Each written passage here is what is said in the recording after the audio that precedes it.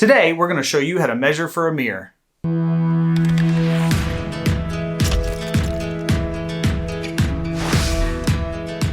I'm Chris, the glass guy.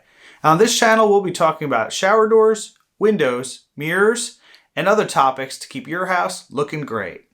If you find this information useful, consider subscribing and turning on your notifications so you get all of our latest content. And now, to the video. First, draw out the basic shape of the mirror.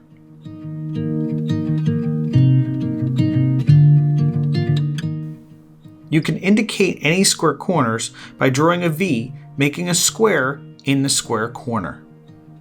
In this simple example, we have 2 square corners.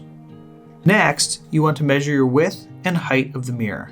In this example, we will be keeping the mirror just short of the light and leaving about 2 inches of wall space on each side of the mirror. Even though we're leaving 2 inches of wall space, it's still important to check your vertical walls for level, so your spacing stays even.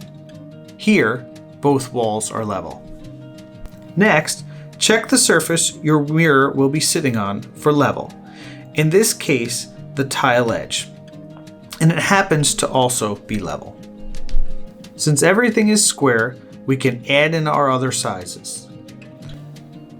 Keep in mind, if everything's not level, resulting in out of squares, this would make things more complex. However, we will cover that in a future video. We hope this helps you measure for your mirror. Don't forget to give us a thumbs up below, and we'll see you in the next video.